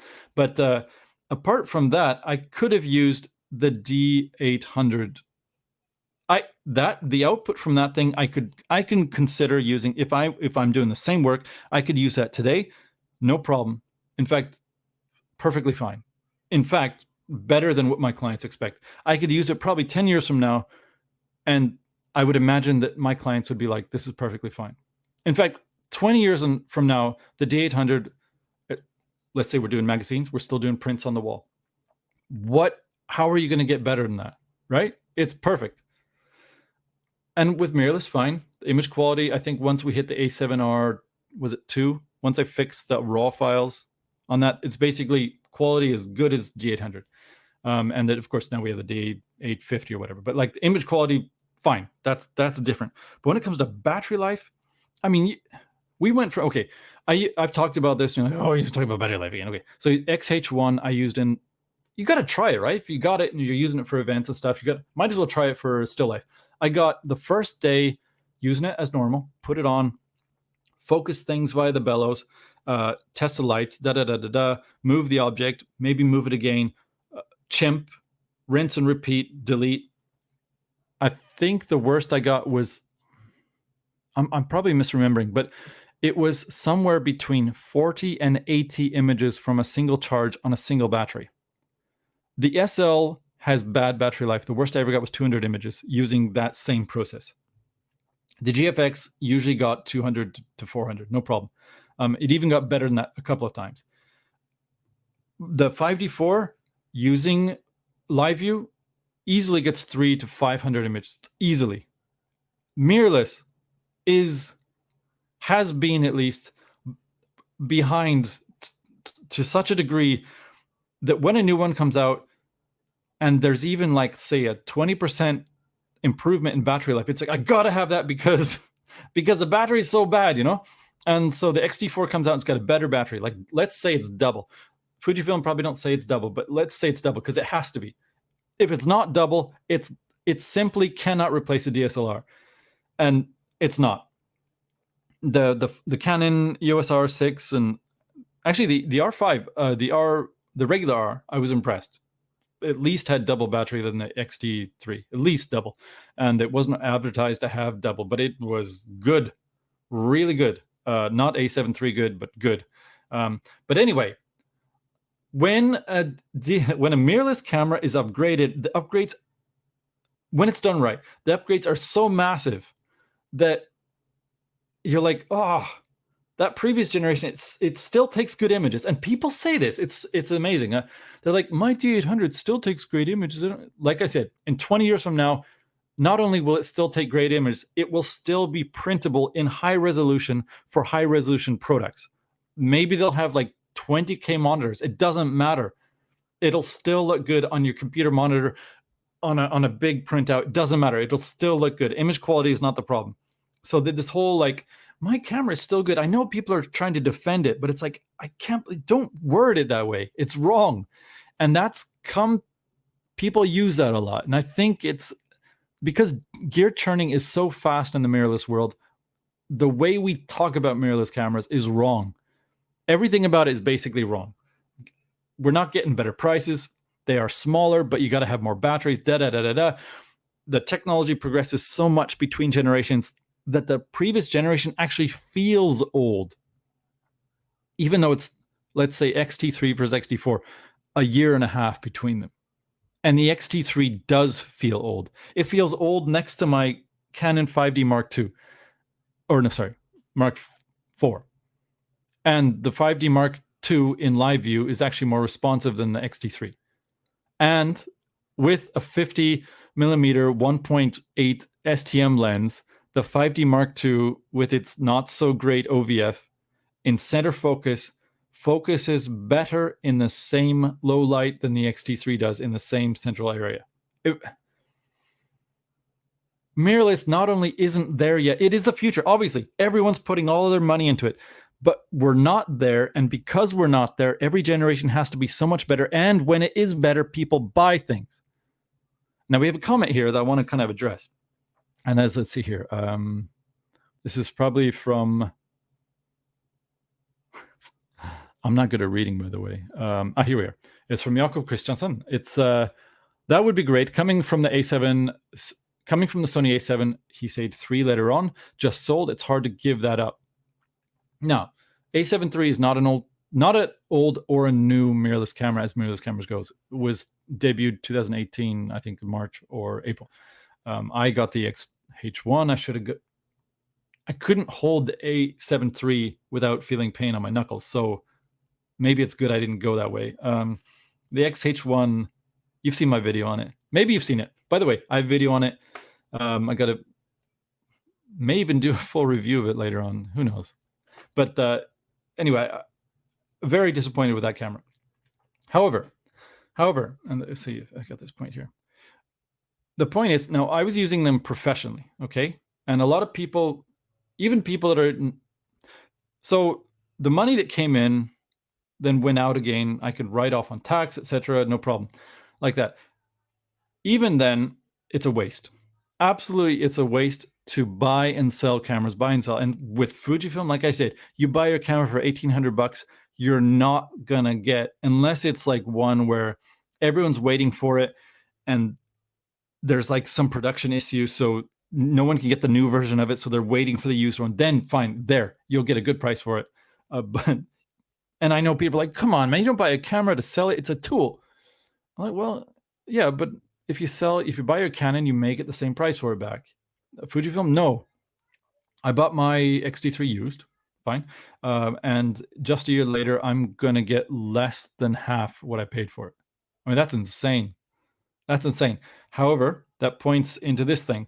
If you're selling and buying a lot of cameras and mirrorless cameras, and you have to, again, because the technology is so far behind in some ways and so retrograde in others, and the generational leap from unit to unit is massive, because you need that better autofocus, you need that better battery life, you need things. You don't need them, but you do, in their own way. Because of that, you've actually lost so much money on the buying and selling of these things that you could have bought a Leica. I think everyone basically that gear returns, their Olympuses, their Fujifilms, their Sonys, they could have bought a Leica rangefinder, and they could be happy users of a Leica with 2 lenses. Yes, they're manual focus. No, you can't zoom. You won't be able to do this or that with the Leica, but you could own a Leica. And so this whole idea that you got to be rich to own a Leica. Well, look over your whole gas thing. How many times have you bought and sold lenses, changed systems, changed camera brands? How many times have you done that? Add it all up, you could have bought a Leica. Basically anyone. So this whole, you got to be a rich dentist or whatever to own a Leica is rubbish. Now, if you want to own a Leica with all the lenses, you want to collect it, yes, you got to have a lot of money. But all of you guys that are like, and me, who are like, you can't afford a Leica, this expensive Leica, they're just like a cynical brand, and they talk about the past and being connected. Well, I got my X Pro 1, it does the same thing. And then the Sony people are like, oh, those stupid Fujifilm people, they really think they're something, they really think their camera has soul. Or even the Fujifilm people who are like, the 35 1.4 has soul and 35 2 doesn't have soul. Even that, like, it's all rubbish. It's all rubbish, okay? So you could have bought your Leica. You don't need it. But again, with mirrorless, I think we're at the point right now in 2020 where the cameras that you can buy now, generally on the shelf, like an R6 or XT4, are good enough to replace DSLRs from 2013. Now, I don't mean that the DSLR from 2010 is going to be better in every single way. All I mean is that a regular person that would pick it up and who's familiar enough with cameras to be like, I like this to be smooth. I like this transmission to be smooth. I don't like to wait for this or that. They wouldn't be put off by picking up an XT4 or an R6 or something like that, where they would be picking up anything before that. So that's my point right there. Now let's see here. I don't actually have any more. Do I have any more points? Let me see. Let's see. And because, okay, my last point is this. Because mirrorless cameras basically are plugged into this whole, because they don't have what they need, they're not able to replace older DSLR hardware. Now, again, listen, I'm not saying DSLRs are better. I'm just saying that the technology for mirrorless, which is ancient, by the way, first digital camera I had was a Sony F3, something like that. Had a big giant Zeiss lens. It was basically a mirrorless. It's just you couldn't unplug the lens. You know, all digital cameras, or heaps of digital cameras back then, were like that. And we think that they're like cutting edge, but I mean, there were even some Sonys that had picture-in-picture focus back then. The one that was a F505V, I think, was the one that came after in like 2003. If you twisted the mounting of focus lens, the center of the frame only would be magnified to 100%, and you could focus it like that, or through the EVF. Brilliant. Why is it only that Panasonic are doing that right now? Anyway, the ergonomics for a lot of mirrorless cameras are wrong. The Sonys, where your finger gets ground between the lens and the mount, that's wrong. The Fujifilms, where there's nothing to grip onto, and the AF on button is over here or over there where it's unreachable, is wrong. And Fujifilm, where everything is customizable, which is fine. Great. It's nice that it's customizable, but why can't it just be well designed from the first point so you don't need to customize things? I talked about it in my last video, which, again, the likes to dislikes ain't great, but whatever.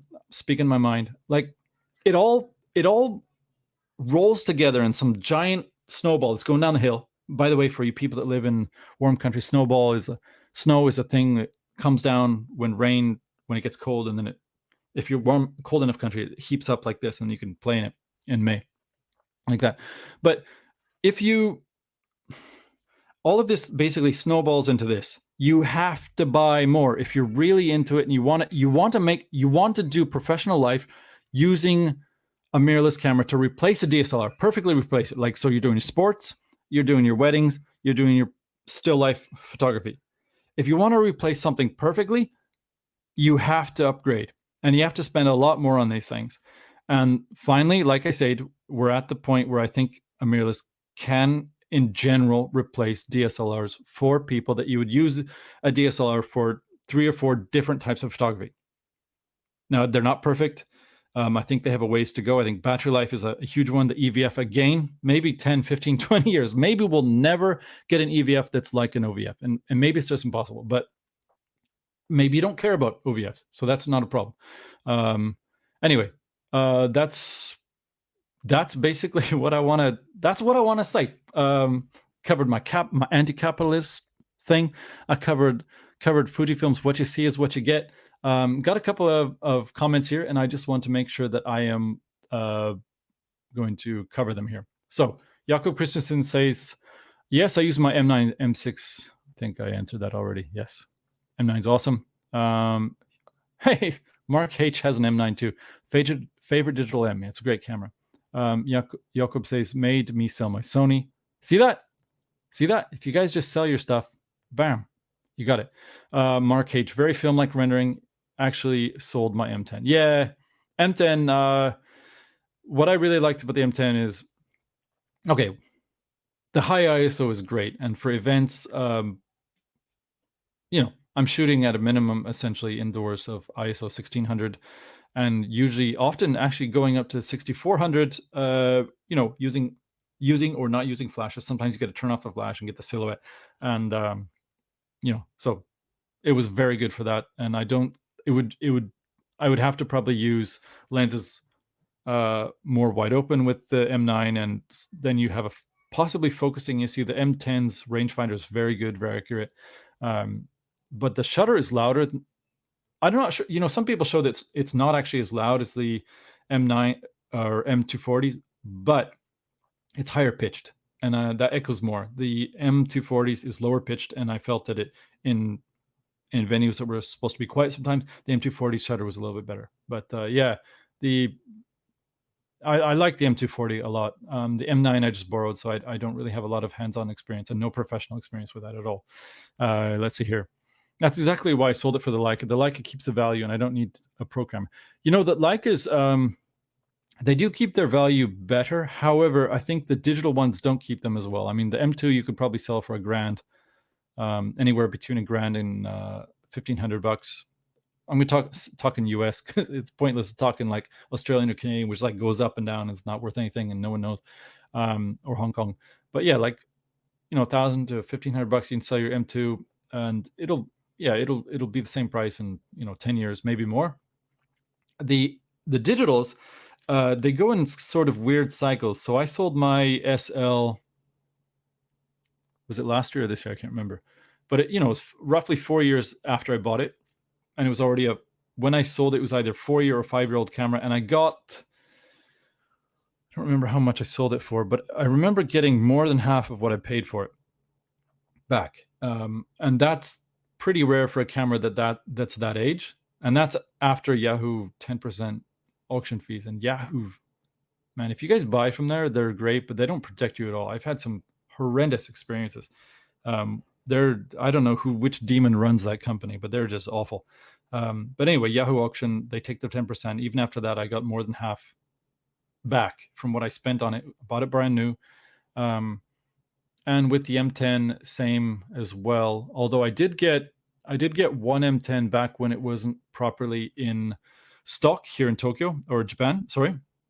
And I ended up paying more for it. Like I told you, when the only time you'll really get better from a used Fujifilm is, like, for instance, if it's not in stock and people want it, it's brand new and people want to be the first to review it, whatever. Stupidly, I bought the Leica then, and I paid about $1,000 more than it was market value. Stupid, but I did get back more than half. They hold their value better, but what I found with the Leica, at least the rangefinders, is they really have cycles. A lot of digital cameras just, they'll keep, they'll be like I don't know, it's not parabola, but there's like a steady decrease in how much they're worth. And Leicas have the same thing, but sometimes the Leicas will come back.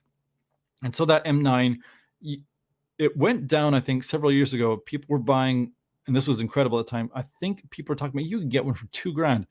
And then I've seen it go back up to $4,000, etc. So, and, back down. But in Japan, at least, there seems to be a broad range of what people are willing to pay for it, especially, and it's cyclical in some ways. So yeah, they do hold value, but the digital's definitely not like the films in terms of what it's worth today, what it'll be worth tomorrow. But they're just really good cameras. Let's see here.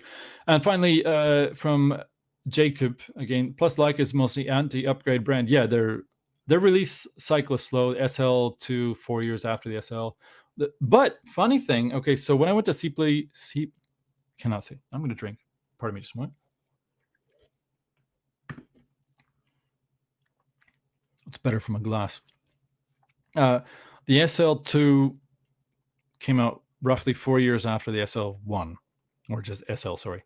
And but the thing is, when I was in the 2019 CP Plus, that was right after. Was it 2019? I think it was 2019. Yeah, it was right after the R came out, right after the Z6 and the Z7 came out, right after the S1, right before the S1 came out. It was like right after that generation, like the generation that's still current, but is probably going to be replaced pretty soon, of mirrorless cameras. And I brought my SL, and my friend Genki and I tested it against all the other stuff. And man, it was embarrassing. The SL basically kept up, apart from AFC, with all those other cameras. Not the Leica, the Panasonic, of course, had better focusing aids. Like it was the center that I didn't know that twisted. It's short, but it twists. That's cool. But you could like twist it like this, and then the center of the frame would then basically expand just on the center. And that was great. It wasn't off to the side like the Fujifilm, so you didn't have to look through the viewfinder and basically with your eye go. it was always right in the center, which Leica should do, especially if you're using, like, if you use a Leica M camera. One of the beautiful things about it is the focus. You got the framing, and the focus is always in the center. Yes, fine, you do have to focus and recompose, but it's always in the center, and generally the things you want to focus on are in the center. You don't have to look away. It's just, it's so good. And the Panasonic had that. But apart from that, the Leica SL in dark light focused as good as any of the Rs or the Zs.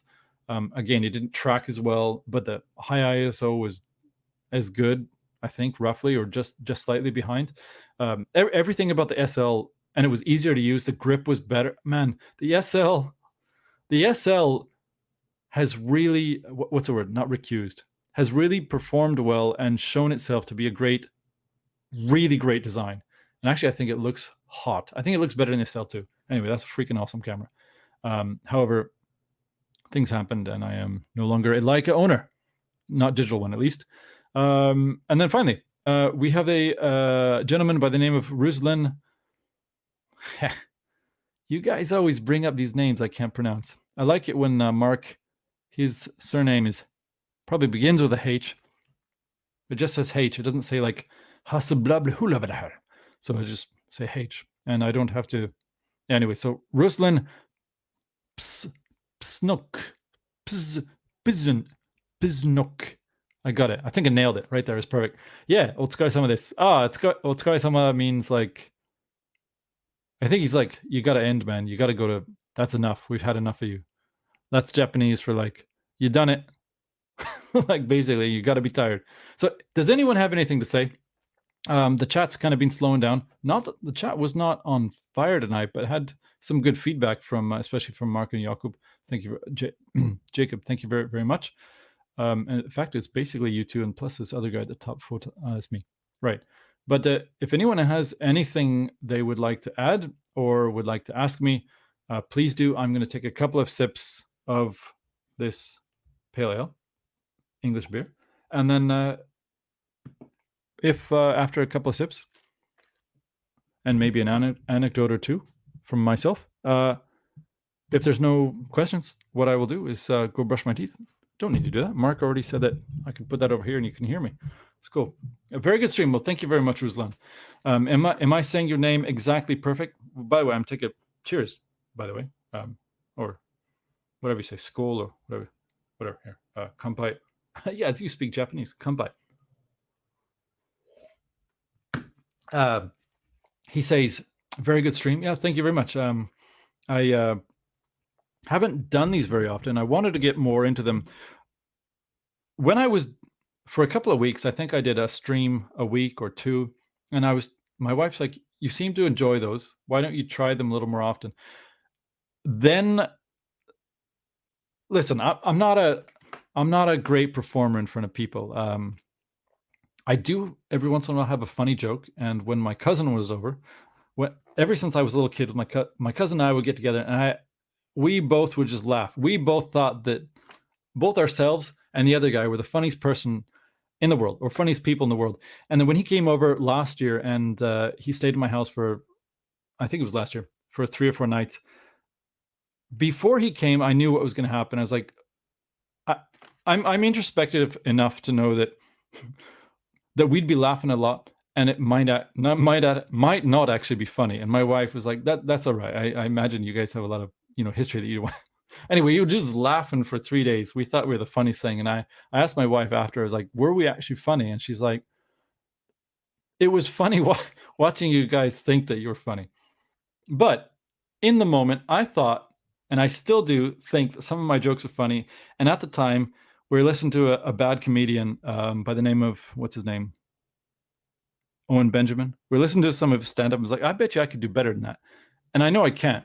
But I thought I'd like to try someday. And I know it'd be a disaster, but yeah. Here we go. Got a funny comment here from Ruslan. 50% of your jokes are very funny. That's good. That's really good. I don't have anything funny to follow that up with, but like I said, someday, and I know I'm not I sweat thinking about going on stage in front of people. I'm sweating in a perfectly air-conditioned room that's literally cooled down to the effect that a normal person would walk in and be like, "It's cold in here, man. What you?" That's just me. Whenever you should see me, I will put the aircon. By the way, this is an aside. I'll put the aircon to like 22 degrees, which is cool when I'm doing a photo shoot, or 23. It will be cold by the time I come in before I'm setting up the shot, and I'll be like, and then I start shooting, and all it is I'm just placing something down right on the right there on that table there, and then I'm taking an image, and then I'm setting the lights, and then I'm doing the white balance, and I'm doing the color, and by the time I knew it, I've sweated through it. This is embarrassing. I've sweated through a shirt in 22-degree room, and that's just how I am. When I start to concentrate, I sweat, even if it's really cool. The only time that doesn't happen if it's like really cool, like in my house, maybe 14 degrees or 13 degrees. If it's like that, I'll probably shiver and maybe bump up the heat just a little bit. But yeah, so I think stand up, it'd be funny in hindsight after it's all done. Like watching the video of it would be a nice thing to remember after having been drunk for a couple of days, trying to forget it all, thinking that was a good experience. But yeah, if you guys got any questions, I mean, criticisms as well. If you're like, man, I totally disagree about the EVF. I disagree about the DSLR thing. I can totally replace my DSLR with a mirrorless. Yeah, that's perfect. Oh, by the way, I used to update, like, say on my Omimage page on Twitter as well as Facebook. I used to say I'm gonna have a stream. I may have said certain things that were naughty on both Twitter and Facebook, and so I'm banned. So if you want to follow me on Twitter, you got to go to my Fauxtaku Lounge account, and you got to follow me there. That's it. I'm behaved, hopefully, there. But if you got any questions, please, until this beer is gone, I'm with you. Or any jokes, anything like that, I'm here. Any anecdotes I might have? I'm very serious about the RAW thing, though. A7R and the D800, same sensor, and the D800, way better. If you look at it, just like it's on your screen, no problem. You zoom in, and I am a still life photographer. I brush out blemishes. My stuff you would see in magazines, you'd see it in web pages. So it's got to be perfect. Yeah, at that point, pardon me, no comparison. Once you're there and you have to fix the blemishes that are there, you got to get rid of if you scraped it, if you dropped it, and that does happen sometimes. You dropped it, you got to fix it. So you got to blemish it out. If you dust, you got to get rid of that for sure. Absolutely. You want to see an image? Hey, I'll show you some of the images that where is it? That I shot for the since I'm gonna finish this beer anyway. I'll show you. I'm not gonna try to look up images from the D800 just because it's from some years ago and it would take a little bit of time. But let me see if I can go to my Lightroom, and I gotta wait for my external hard disk to boot up. I'll just show you a couple images on the way out. I wish I would have put them in a folder so it's easy to see quickly, but I don't have that. Okay, so it looks like it's booted up. Lightroom. All right. I think I can do this somehow. Remember how to share the screen. Any minute streams videos coming? Rusluck, wait a second. Is this a crossover? Because there is definitely a crossover between camera guys and the audio guys. Yes. Yes. Now it's much slower right now. I gotta say, I would like to be able to do a video a week. It's kind of tough. Not necessarily. How do I put this? I'm passionate about Minidisc. I'm passionate about music. However, I got stuff I'm supposed to review, and got to get that done first. And it does take me a little while. When I was writing at Headphonia, I could kick out I think, a good review within a day or two. At Headphonics, it was more complicated. I still do have a couple of reviews that I have to kick out there, but I'm probably done there, basically. But the formatting and everything was just, it was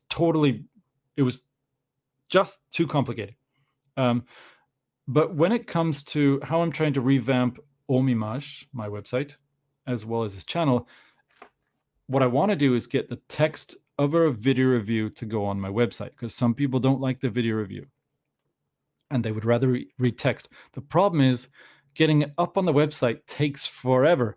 And the other problem is getting that text onto a video, recorded, edited, and all that takes forever. So I'm at this point where a video, and I'm not getting any money for it. Like, I do have a Patreon. I haven't updated it in months, and I'd imagine I got no one there left. And I'm very sorry for whoever was there and thinking that I would still go. Good news is they weren't paying for something that they didn't get. So I always charged after the video was gone, and then they would get their image. Basically, they would get either an advertising quality image that I took from the review, or they would get a lower resolution version of it. So they were getting something in return. I don't know if that's a good way to do it or not, but I got burned out trying to update the website and trying to update the video review. And then there's the other point of the fact that I've been doing this channel for 3 years. 3 years. My first videos were very popular, and obviously I don't get this. So there's something about YouTube that some people get, and they just unlock it and they can do it, and some people take away, and they do real good. Super Review has done real good. Johnny Darko, John, his name may be Darko now. Darko Audio, some other channels. That guy's awesome. What is his name? Amazing audio guy. He started out just doing stuff in his backyard. Now it's looks like total, like it's got money from like Israel or something like behind it. It's amazing. What's his name? Joshua Veller. Amazing stuff. I can't do that. Even if I had time, probably couldn't do it. So I can't crack the YouTube thing. So for me to get a video out and to do it the way I want, listen, maybe I'm probably fighting uphill, and there's probably a better way to do it. And I wish I had a mentor here who'd be like, dude, you're doing it the wrong way. Well, I don't have a mentor, so I'm trying to just figure this out. And anyway, so it's hard to get things out in the pace I want to get it out. But anyway, let's go to Lightroom and see if I can find some images. Pardon me. I'm just looking for them right now. Family, no. I'm not going to do family here. I just want to see here. Let's see. Canon 5DS4. Do I have... Sorry about this, guys. Are these some images I wanted to show? I do have a... Like, here's a... By the way, how do I... Sorry, guys. I know how to use Lightroom. No problem, man. I definitely know what I'm... There we are. There we are. Okay. Now I got a Streamlabs. All right, guys. Lost a viewer there. Audiophiliac. Yeah, good channel also. Very good channel. You know, oh, by the way, while I'm looking for this image, just a couple images I want to show you that I took with the GFX, just kind of a bye-bye. Just show them in higher resolution than I did in the last video. I do have a thought of how I could post more videos more often. The thing is, I don't want to do a full script and all that. I don't want to do unboxing, but I thought that I could perhaps combine some of my, macro skills with kind of slow moving, like a bit of a new product comes in that I'm supposed to review, or an old product that I really like, and do some like close-up macro, and then some back out stuff like that, and add some like synthwave music to it. If that's okay, and just like no words or anything like that, I might do sort of montages. If that's all right, then I could probably do something like that every week, plus a review when I can. If that's all right, I'll do it. If that sounds cool, yes. If you want, listen, I want to do this more often, but anyway, let's go over to Lightroom. Here, how do I see share screen? Not here. Application window, Lightroom. All right. All right, so check this out. This was taken with the GFX. Oh, we're way, wait, how do I? F. There we are. Wait, can you guys see this? I just want to see. Pardon me. All right. Wait, damn it. Okay. So how do I back out? This is the Canon EOS R. When I borrowed it or rented it or whatever, I took it with the GFX on the third time that I borrowed it. And yeah, so this is the sort of image I take from magazines and stuff like that. Actually, this sort of image I would not take from a magazine, because this is actually a stacked image, and it took a little bit of time to take, as well as set up the reflection. So magazines, usually it's like there's a set light they'll just do, and then that's it. I'll just like a factory, just take one and then move to the next one and try to get over as done as fast as I can. 200 photographs, I don't want to spend more than 6 hours shooting them. But when it comes to advertising stuff, yeah, it's a big ordeal. Basically a whole day.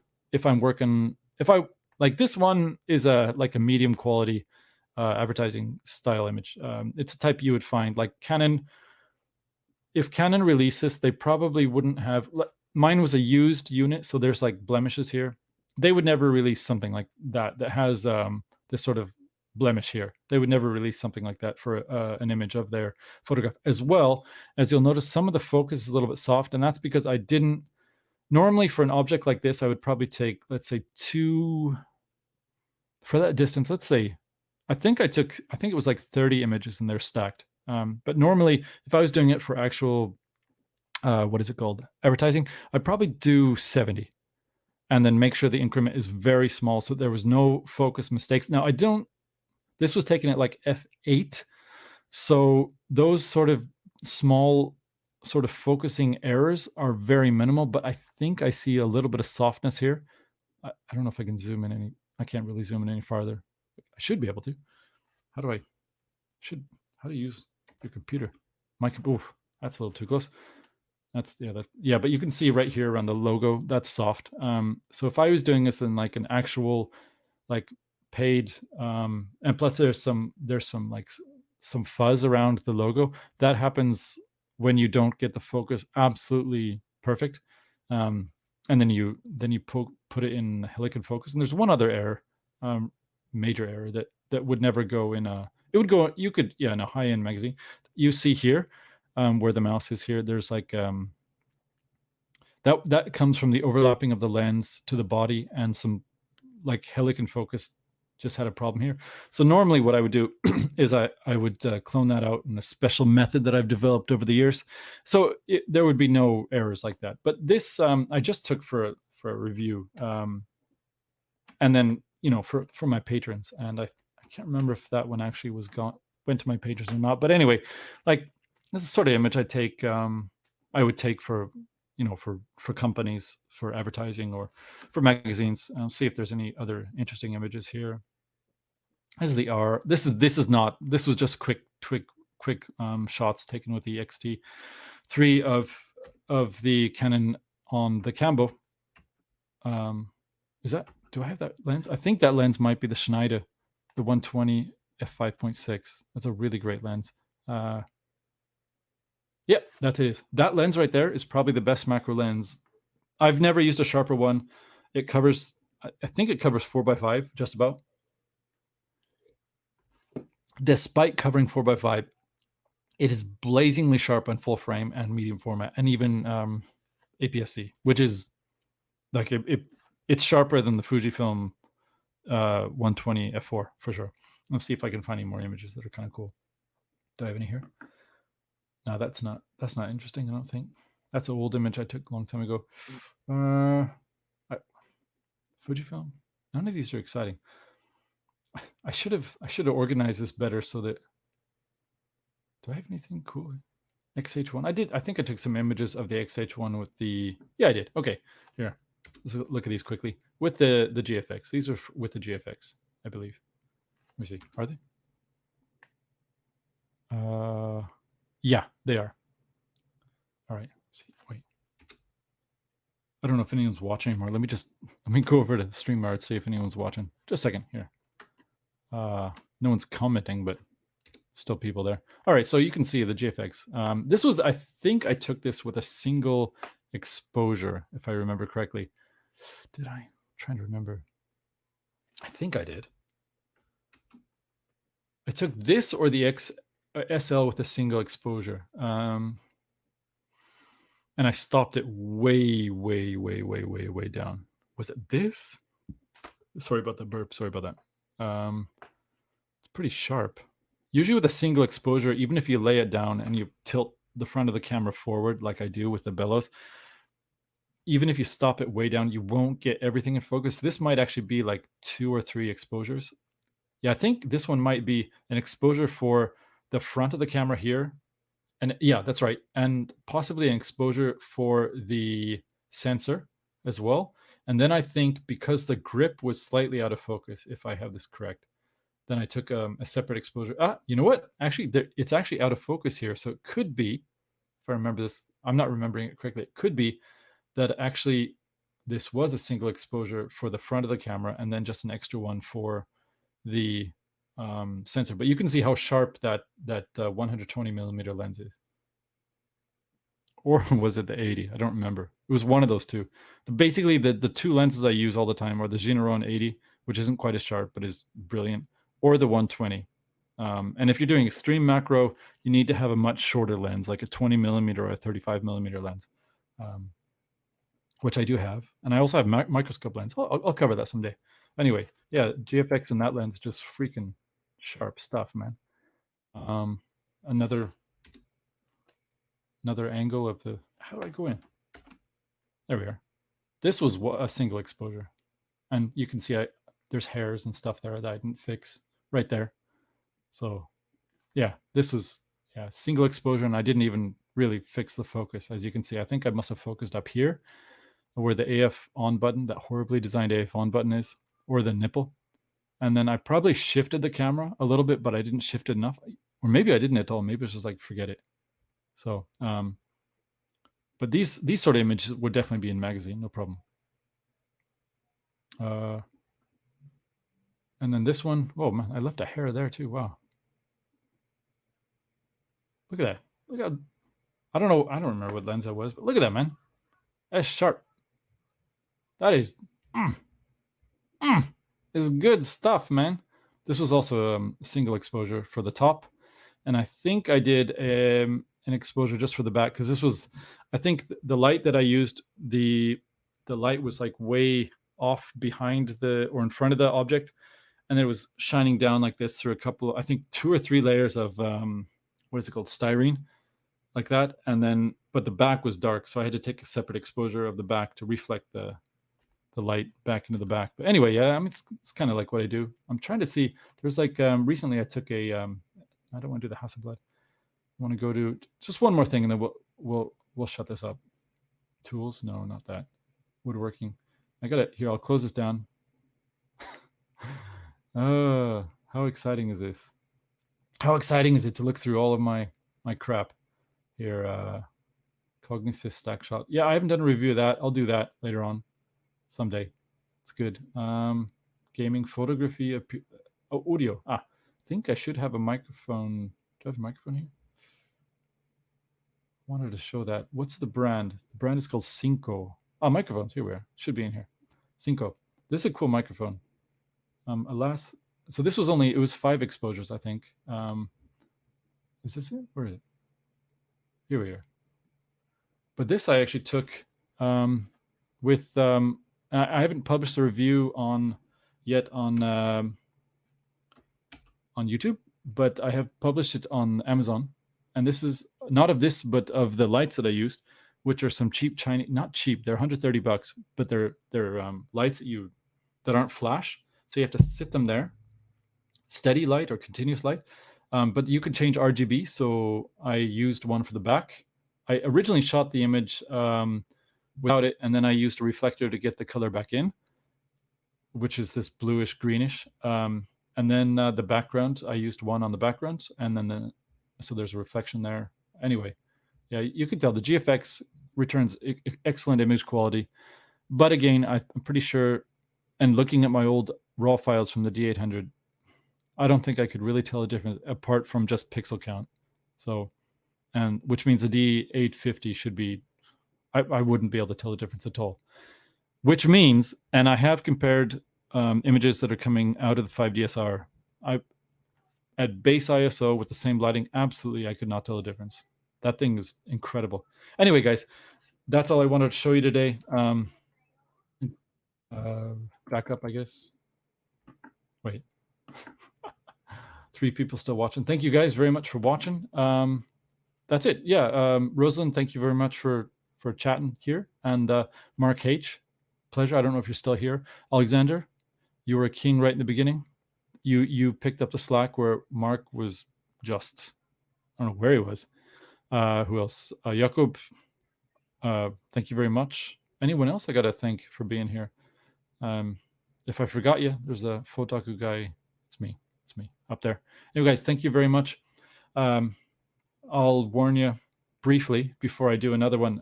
Again, I cannot do it on Facebook or Twitter unless you follow Fauxtaku Lounge, because you gotta be careful what you say. Anyway, thank you guys.